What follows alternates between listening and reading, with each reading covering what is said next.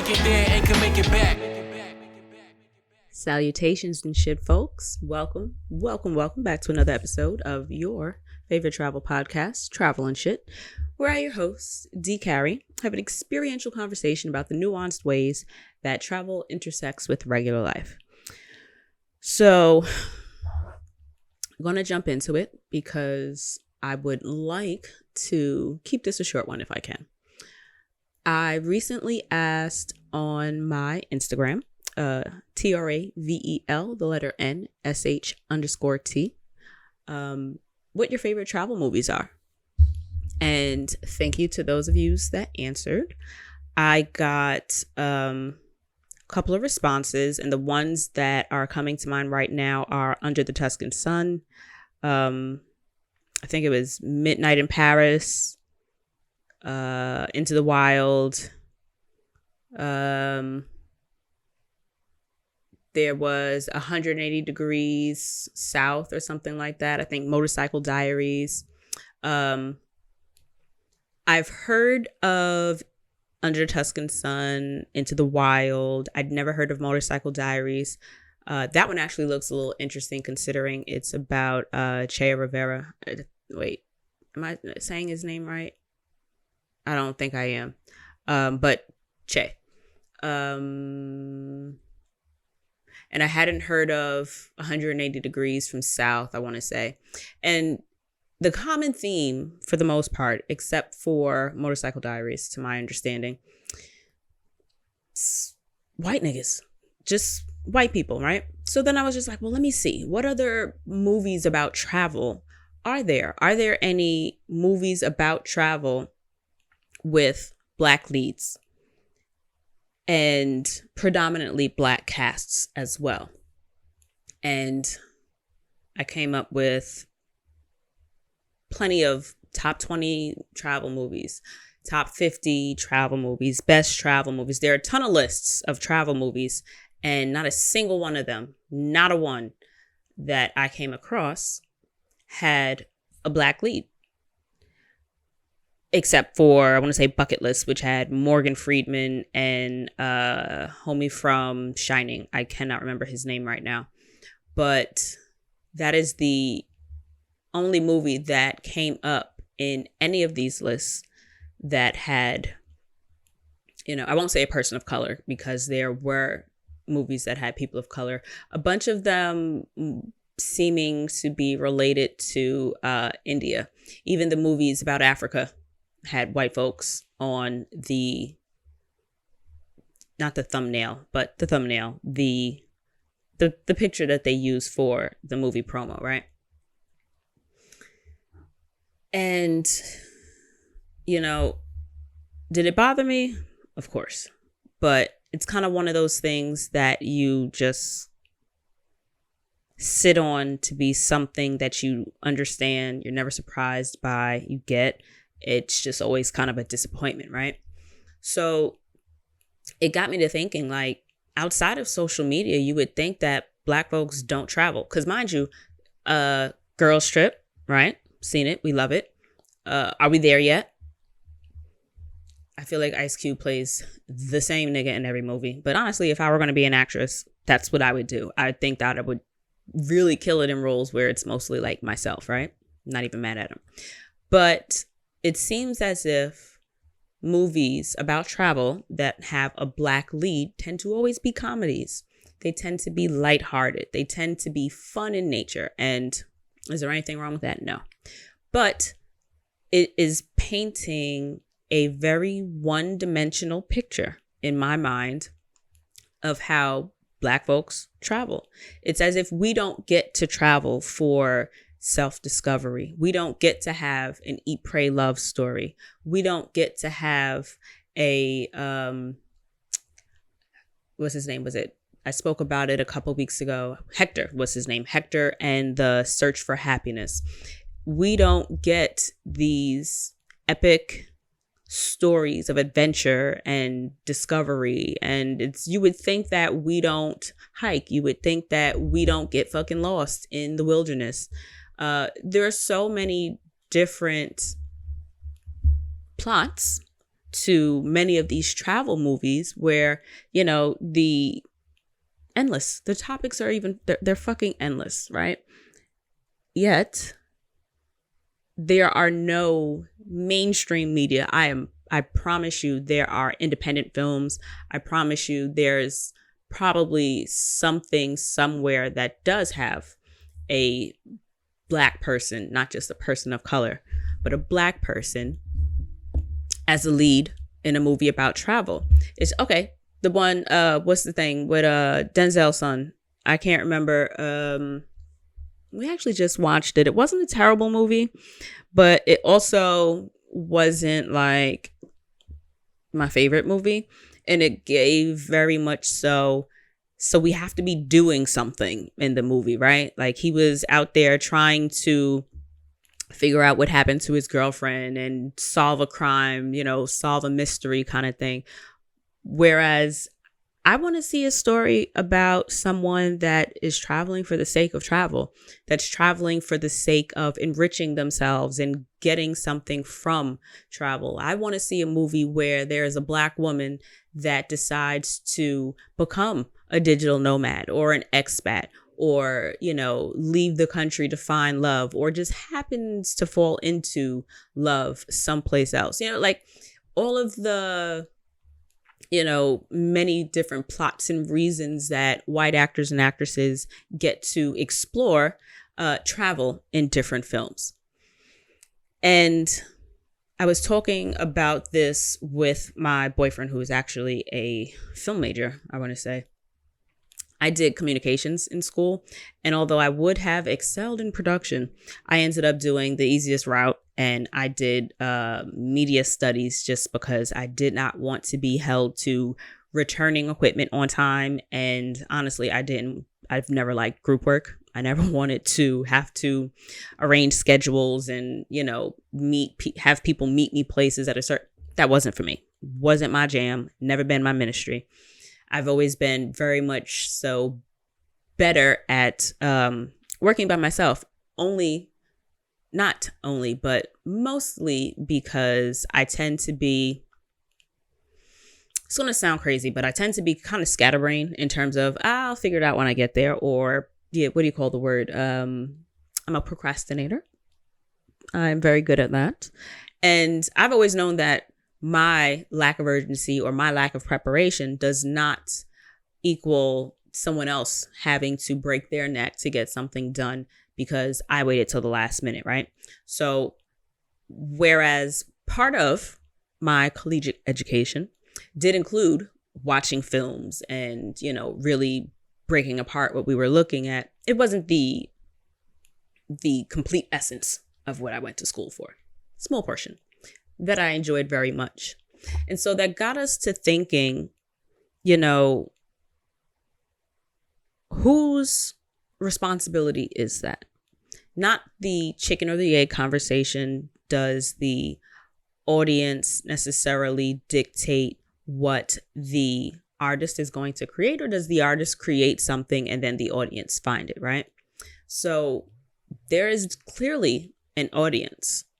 There are millions of Black men and women, Black non-identifying people, just Black people, however they identify, who fucking travel.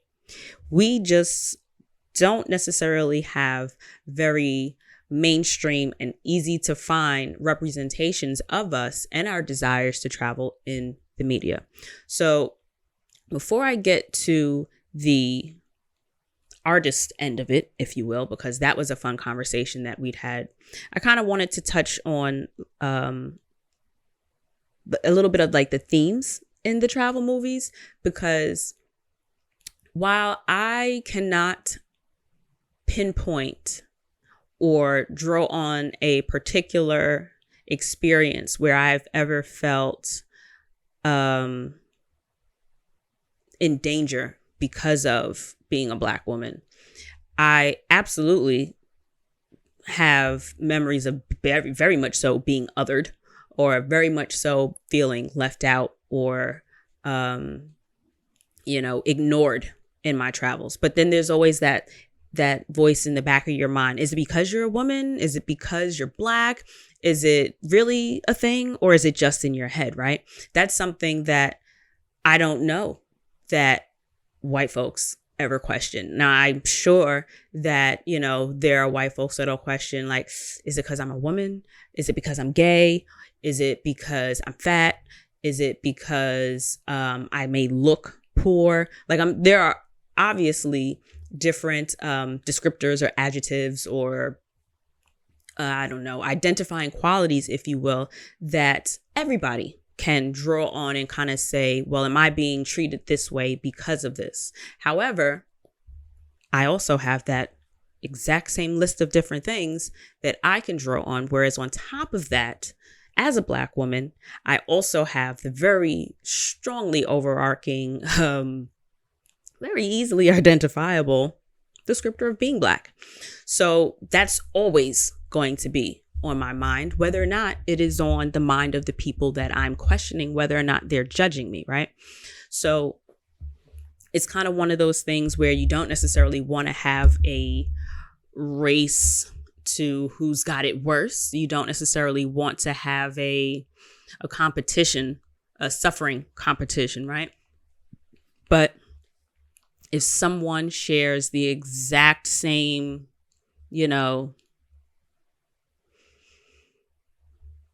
I guess you could say visible identifiers. Like if I'm presenting the same as another woman and the only difference between us is race, of course, I'm going to now look in my mind and say, damn, is it my Blackness that is making these people not include me in the conversation? Or, because I'm thinking in Cuba, for one, I did not enjoy my snorkeling experience because I did not feel like I got any of the support that I would have needed in making sure I was doing it right. In China, I have never been stared at as hard as I was, at least not to my noticing, as I was in China. When I tell you, it looked as if I felt as if I had 5 heads. Could have been because I had short hair. I think it was blonde at the time. It could have been a million different reasons, right? Where was the other place I was thinking? In Barcelona. It was a pretty small community that I was staying in while I was there, because I was not necessarily in the Barcelona you see on TV. I was in the mountains about an hour outside of Barcelona, and walking down the street, like, I felt like people were definitely staring at me. In Bali, the group of kids that I did that sunrise hike with didn't even acknowledge that I was even there until maybe like 6 hours into the day. So I've absolutely had occurrences where I've questioned where I fit into the surrounding areas, but I've never, thank God, I mean, I'm not looking for them, but I can't pinpoint a time where I've ever necessarily felt like I was in danger because of being Black, right? However, it's always on my mind. It's always something that goes through my mind in terms of, what is the feeling of this neighborhood? What does this block feel like? What does this store feel like? When I walk into stores all the time, I, either get ignored or get paid hyper attention to. And then it's like, well, is this a pretty privileged thing? Are people speaking to me and smiling at me because I'm attractive, or because they think that I'm a good Black? Because let's not front like that's not a thing. We all know that there are people that deem certain characteristics or certain presentations of Blackness to be more acceptable than other presentations. And so there's always in the back of my mind, well, is that it? Like, there's always what could it be that's having people treat me the way that they're treating me? And that, sadly, not somehow, but in some aspects colors my experiences of different places and communities that I'm in. That being what it is, I don't want to say frustrating, but it's frustrating when watching a travel movie where you want to just identify with a character just off the strength of, oh, I would love to visit that place, or this actually is a really sick plot, like this shit is gonna be so fucking good. But then you're met at an impasse in the film, if you will, where it's kind of like, would I ever be able to pull this off? Or would I ever feel safe enough to do this? Like, I know I would for damn sure never go on a, solo trek 4,000 miles across the Northwest or anything like that. I want to say that was the plot to that movie with Reese Witherspoon, Wild. I want to say that that's also a similar plot. Oh, Into the Wild, where this kid just like, I was watching the trailer. Nigga burns all his, I think he burned all of his ID, all his identification, his cash, everything. Like, backpack, went with it. I would never do any of that just because I know that there are places where I can go that I may not make it out of. I absolutely know there are places that I can go where I may not be met with support, encouragement, or even, a safe place to eat, let alone sleep. I am also, sadly, consistently reminded by the media outside of movies and, stories, but just in the fucking news and in social media with people being able to share their experiences and their stories. I'm often in this bigly year of 2021 reminded that people that look like me still aren't welcome in places, whether it be, there's this one Instagram account, I think, is it Portland or is it Seattle? Like, they travel to different parks or different areas up in the Northwest region of the states. And they kind of just, chronicle, if you will, or document their experiences of traveling while Black in these areas. I know there is a really incredible photographer. I want to say her name is Wild Gina on Instagram, who has often spoken up and out about her discomfort and hesitation to doing, because she's a wildlife photographer and she does a lot of nature photos and stuff outdoors. So she spends a lot of time in these natural, beautiful spaces, and just, listening to her describe having to, well, not listening to, but like in her she's very good storyteller. Even I appreciate storytellers that are good across different mediums. Like, I had my guest last week, Inka Cresswell, who is an incredible narrator. Like, she tells good stories, but also is able to, express that story through her lens as well. And that Instagram account, Wild Gina, that I just mentioned, she does a beautiful job of capturing incredibly beautiful images. Check out her work and buy some of her work. She does very beautiful images, but her captions often also tell really beautiful stories as well. And sadly, a lot of them aren't beautifully warm stories. They're beautiful in terms of, she does a great job of getting her points across and clearly communicating how she feels in some of the spaces where she does not feel safe doing her job as a photographer. So all that in the bigly year of 2021, our Lord and Savior, whomever you worship or praise. Welcome to the future. A lot of it is still very similar to that of the past. So it is very frustrating to really want to get into a movie or to really want to identify with the character and the narrative and the stories of characters portrayed in travel movies, and always have in the back of my mind, oh, could I do that? Could I go here? Would I stand out? I would not be able to blend in. Look at where they are. The way that they're able to get away from whatever is chasing them at this point in the movie is they're able to seamlessly blend into a crowd. I'm going to fucking stand out in the crowd that this person is able to blend themselves into, right? So little things like that, it makes it, less easy to see myself in the story. Sometimes that's why I enjoy books a little bit better than movies, only because you can paint a peripheral vision. You can paint a community around what's happening outside of what the author explicitly tells you, right? So you're allowed to use a little bit of sprinkling of imagination if you so choose to. or if there is space to in the story, right? But in movies, you got a shit ton of extras. Like everything is filled in for the most part. So it is a lot harder. And it is never lost on me while I'm watching these movies, all of the points and the spaces where I immediately understand my experience of the world around me to be vastly, greatly different. And I know that one thing in particular, like what always came to mind for me was, what was that? It's not about a movie about travel, but I want to say, who did Weeds? Was it Showtime or HBO? Don't know. But Weeds, where the white lady was like this weed selling drug kingpin or whatever. And I like that very subtly in a few of the seasons, there was a black family that was part of the cast, and they would absolutely kind of hint at, well, honey, you're white.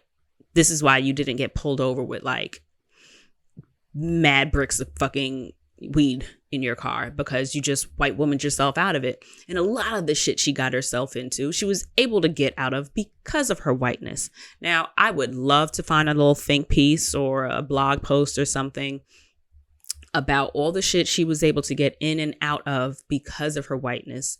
And it always frustrated me in the show when I would see this, like, yo, how the fuck does this make sense? Why would nobody check her? The privilege of not being an other, if you will. And it had me kind of looking at these lists of movies, and it's kind of like, do I want to watch this? And then have this feeling of constantly, oh, I couldn't do that, or, well, that wouldn't be me, or, cultural differences. This is not some shit we fuck with. And not even on some white people shit like whitewater rafting or just hiking in general, right? Because a lot of people assume activities like that to be white people shit, whereas many of us know that to not be true, and to understand and even see ourselves in the experiences of doing white people shit. I've done surfing, I've done hiking, I've climbed a mountain, I've climbed an active volcano, I've done, jumped off the side of a boat in the middle of the ocean to do swimming with the sea lion. So shit that at one time in my life, I would have been like, whoo, girl, that's some white people shit. That's white niggas do that. We don't. It has been gratifying to be able to say I live a life where I'm doing things that I never could have seen myself doing, or that I've never seen someone that looks like me fucking do. And I'm happy to say that I can be that example to another little brown girl that has never seen herself in these situations, or seen someone that looks like her in situations like that. Because sadly enough, many of us understand that it is very hard to become something that you do not see. So social media is great for, opening that discussion and opening that bag of, no, we can do this too. We can be in these spaces, right? But then it goes back to just storytelling in general. And I'm thinking of the movies that I really enjoy. And I tend to really enjoy interpersonal relationships in movies, because it's a lot easier to identify as a daughter, as a sister, as an employee. Sometimes is very difficult, because we all know race in workplaces it's absolutely a fucking thing. But one of my favorite movies is Interstellar. So it's not your like traditional travel movie, but it's space travel and time continuum realm travel. And I love that movie so much because the strongest theme in that movie for me is the father-daughter relationship. And I'm very much so a daddy's girl, so that's probably why it's the first travel movie that I can think of that I fucking love, right? And I love it so much because I can see myself in that. I can see that love between the father and daughter. So whiteness means nothing in that. But when you have movies like Into the Wild when you have movies like Hector and The Search for Happiness, his whiteness is a very big piece of what that is, whether or not it's explicitly detailed. The way that the world treats people absolutely encompasses how people self-identify and how they are able to move about in spaces, whether they be white spaces or black spaces. There's a section of the movie where Hector's in Africa. It's absolutely the white savior archetype, where his friend from, I want to say, college is doing mission work, and, you know, it's this really poor village, and he's a doctor that's, you know, doing the Lord's work there. And so Hector goes to help him there. And it's kind of like, okay, yeah, great. I'm happy that I don't think any of us are ever unhappy when people that need help are getting help, but it's never lost on me that it's like, really? This is how we're depicting Africa again? As if there aren't any, you know, industrialized areas, as if there aren't any fucking rich, beautiful, lush, like happy, unimpoverished areas for there to be highlighted. But it's part of the story how he is greeted and interacted there, and his interactions with people, and I'm trying not to, you know, give the movie away, but his whiteness is a factor in the movie. And even the depiction of blackness as a black woman is like, well, fuck, of course, this is the narrative that we choose. It could have been anything. It did not have to be done this way. Now, I understand that it made for a part of the story, like part of the plot. It's not lost on me. But could we not have accomplished telling this story while also highlighting another picture of Africa, as opposed to the same tired trope that we're consistently getting? So back to the conversation of the artist and the audience, whose responsibility is that, right?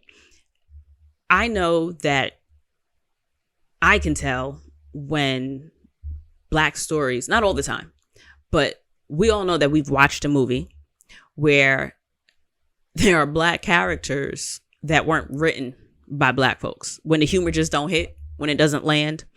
Or I was actually watching a clip on Instagram not too long ago with Jaleel White, and he was explaining why Stefan Urkel was such a cultural staple for us in the 90s, right? He was a huge character. And what he was explaining was that Family Matters, when it first started, was, you know, he was referencing a clip where Harriet came home from work and was like, "Hoy vey." And it's like, who wrote that? That's not what she's going to say. You know what I mean?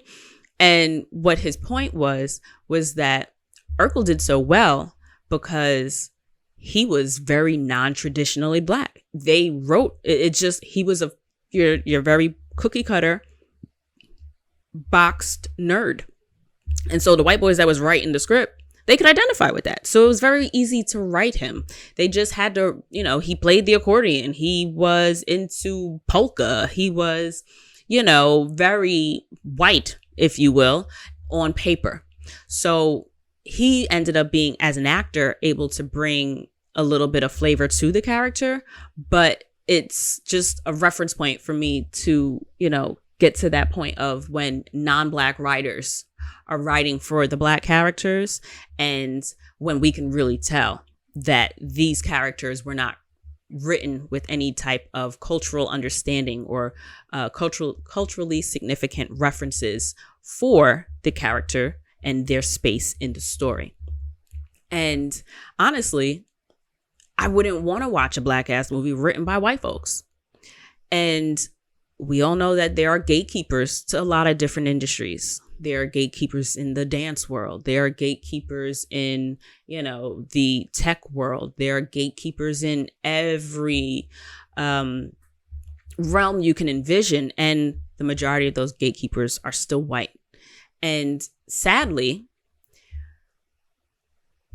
if our projects aren't given the larger budgets or given the opportunities to flourish and be told by Black writers, we're kind of at the mercy of seeing ourselves from a white gaze if they're not allowed to be. And because I don't want it to, I don't want the point that you're picking up here, because communication is two-way.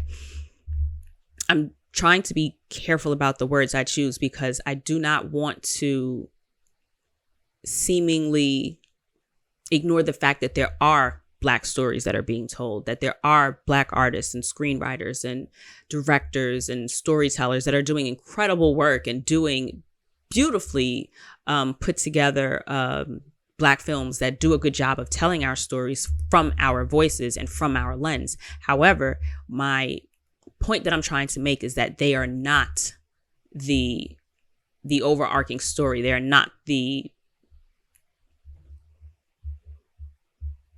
readily available pieces of content that we are going to find when you Google a list of movies that you want, that you may look into, when you go through your Hulu and Netflix, and when you're looking for movies to watch. These aren't the movies unless you do a very good job of, you know how they'll suggest movies based on your viewing history. I only get mad Black movies when I go to like the Brown Sugar app, or when I go on I love Christmas movies, when I go on my Christmas movie binge, and I will absolutely watch all the Black ass movies that I can find first, like those straight to DVD movies, those, I don't want to say C-list actors or D-list actors, but y'all know the actors that are in all of the Black Christmas movies. You know the actors that are consistently in the movies that get, like, the Vivica Foxes, the Melinda Williams, the Christian Keys of them. We love them, right? We love the roles that they play. However,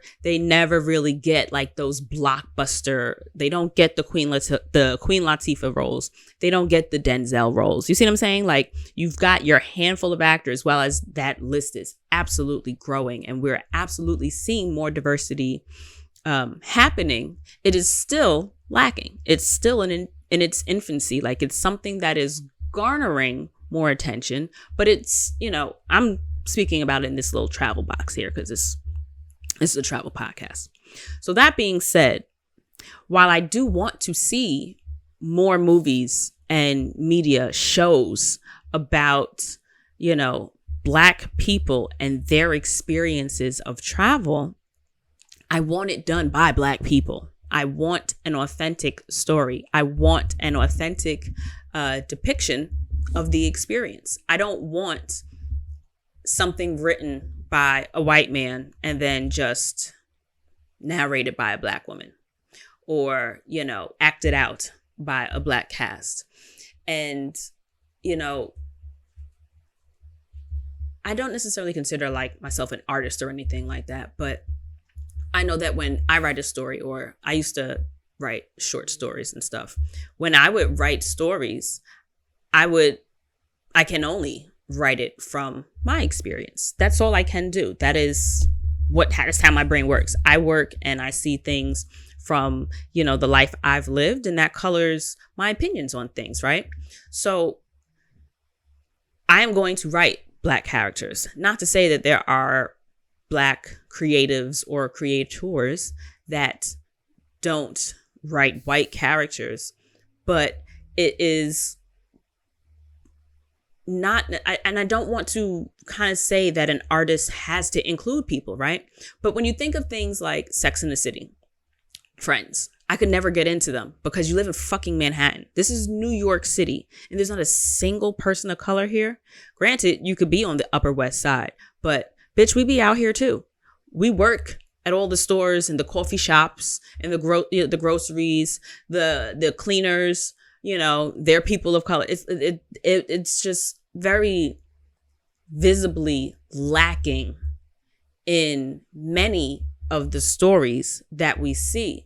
And it's kind of like is it the responsibility of the artist or the storyteller to include everybody if that's not what their experience is. Like, I'm certain that there are plenty of these people that live in or move and operate in very, very homogenous spaces. Like, it's just white folks, and you got like a sprinkling of black folks in passing to the point where they don't even see us. Or is it that they just don't acknowledge that we exist in their own regular fucking world, and we are just, you know, support staff, if you will, in their world, that's not even someone that they write into their scripts, right?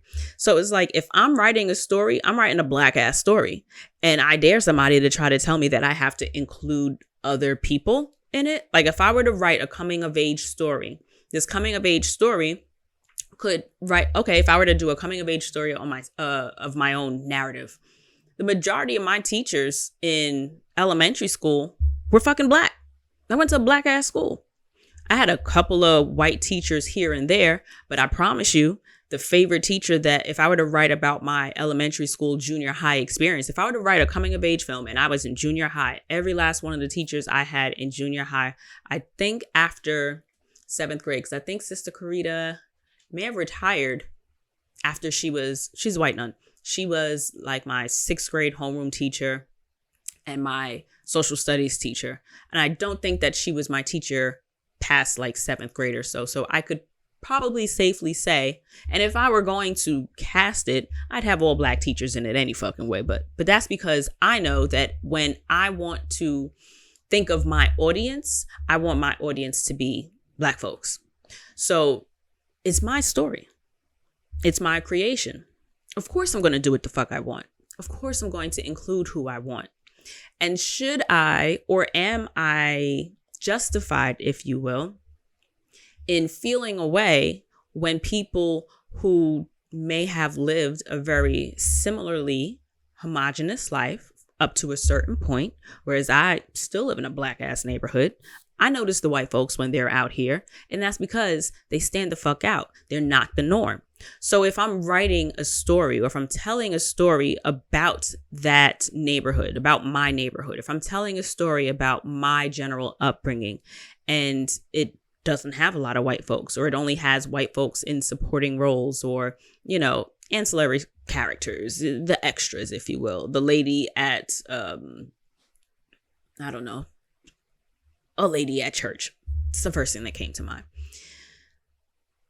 If I feel that I am able to tell a story lacking white folks, is it fair for me to not accept that a white woman writing a story, or a white person writing a story, to not include black people if that's not the experience that they are drawing from? You see where it's kind of, this is, you know, very much so a conversation that has been really heavy on my heart in the last week.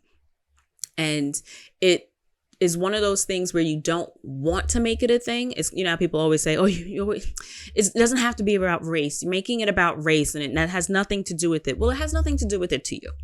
Because if you don't live a life where you are consistently thinking, or if you were consistently imagining how things can go differently one way or another, because you live a life where race is a thing. It's always the people that don't have to think about race that would like to have you think that thinking about race is an other thing, or that you're doing too much. That's a privilege that many people don't have to deal with. Unfortunately, I don't live that world. And it's not to say that all black people live a life where they're always considering that race is a factor in the way things happen. But, you know, I do.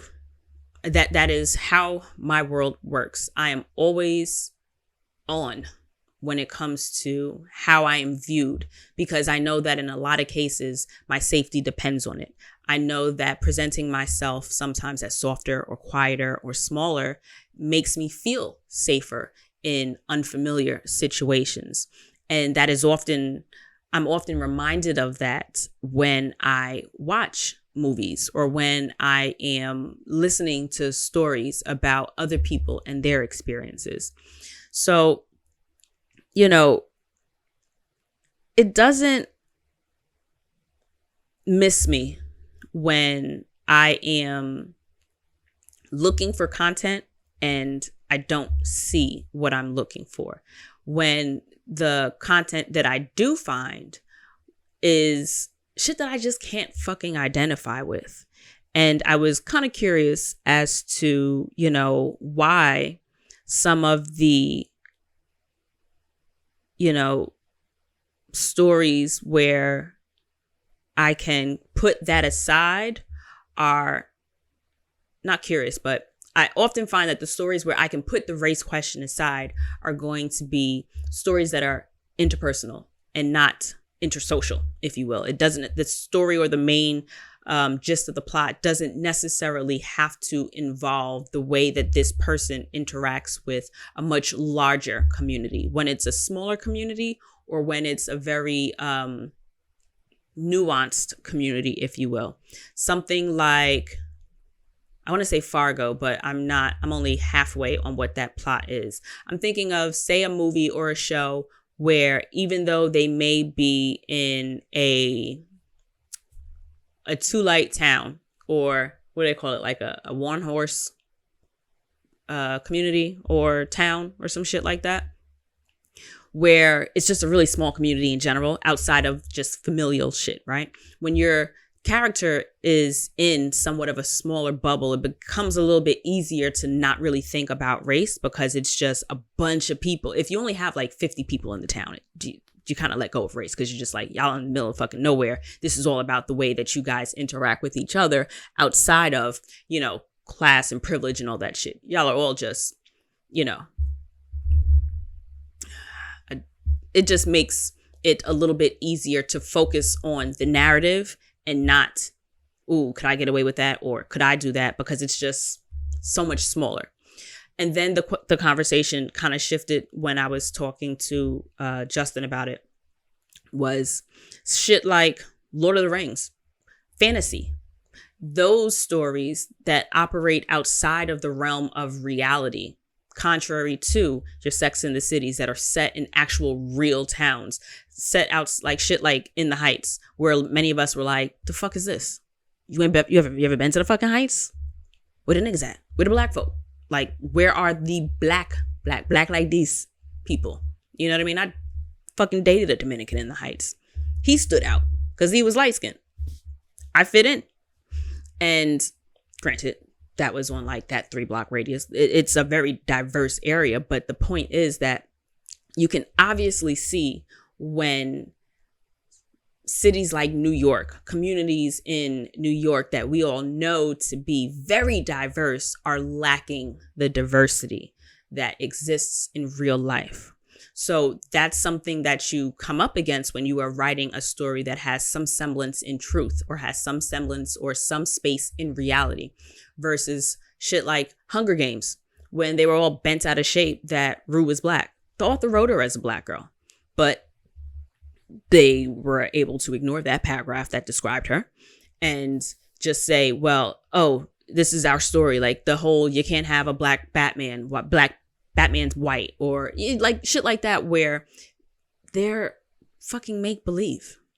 They're imaginary characters, whereas the race technically shouldn't matter in like a fantasy world, unless of course that fantasy world does include some kind of semblance into real life where the race of a character would matter. But that's not the route that I'm trying to go.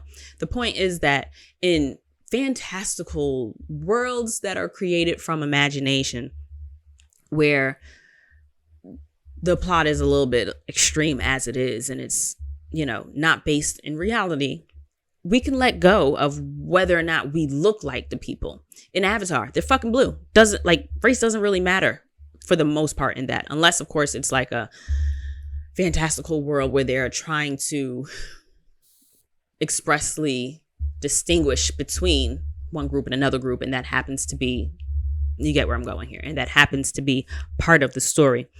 But as I think that's another reason why I absolutely adored Lovecraft Country, because it included those topics such as like the Green Book, and it included race on many different levels in a bunch of different episodes. It included the stresses and traumas of traveling as a Black person And it also wove in like that fantastical shit, like that the imaginary occult. Well, I don't believe the occult to be imaginary. But like that fantastical world of shit, right? Between the monsters and the shape shifting and stuff like that. You know, those pieces that they were able to bring in and still keep race, ethnicity, and gender even. There were so many themes to that. And I feel like there are so many talented writers and so many talented creators that this is possible. You know, it is absolutely available to us if we find these artists and really tap them to use their gifts and their skills to tell these stories and to let them tell these stories. And I really just wish that there were, you know, like, we've already lost a lot of people over the last couple of weeks and years. Rest in peace to Michael K. Williams, who actually tweeted me back twice. And I'll always hold on to that. And I really don't want to get into that story, but I love that I had my own moment with him. It was nothing deep or nothing, but it was deep for me in that experience. But saying all that to say, there's so many talents out there and there are so many different stories. And it's really disheartening to this far into the world of art and the world of movie making and storytelling that I can't see myself in as many movies and shows that I would like to, and that I can't identify with many of the main characters of beautiful stories, great adventures and excitement, because I know that my experience of these places and these entities and experiences would be a little different. And it really fucking sucks when you get something like a Lovecraft and then it kind of just isn't able to continue. And it feels really disheartening to kind of have a little bit of what you're looking for and it'd be like a one-off. And so I would like for this to be a call to action, if you will, to the storytellers and to the writers, like, not to give up, to really to push your work, to create it, to make it, and really hope that you're able to tell of yourself and tell stories where you can easily identify with the character and you can see yourself in fantastical, beautiful, creative, exciting worlds that adventure is and travel is able to gift us with. You know, I always like to end these episodes with travel is more than vacation.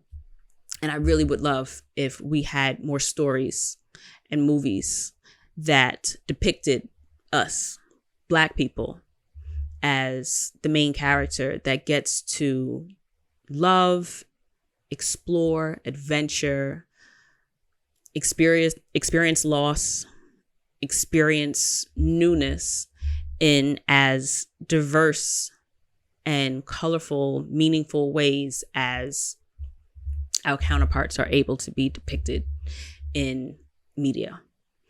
So I think I did pretty well in keeping it fucking short. That's it, guys. I would like to encourage you to listen to episode, I think, 153. It's giving rich auntie vibes with Akia Nicole. 150. Yeah, episode 153. I was right. That giveaway as of now is still open. I'm giving away a $100 gift card to shop Akia Nicole. And it is just joining the mailing list if you haven't already. This way I can easily get your contact information and let you know that you won. So that will be up until the end of September when this episode in and of itself is airing. So good luck to you guys with that. Make sure to follow on Instagram. I even tweet my Twitter. All of that is in the description box.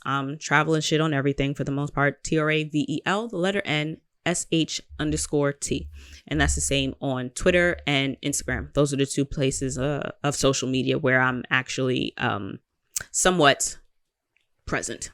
I do shit there.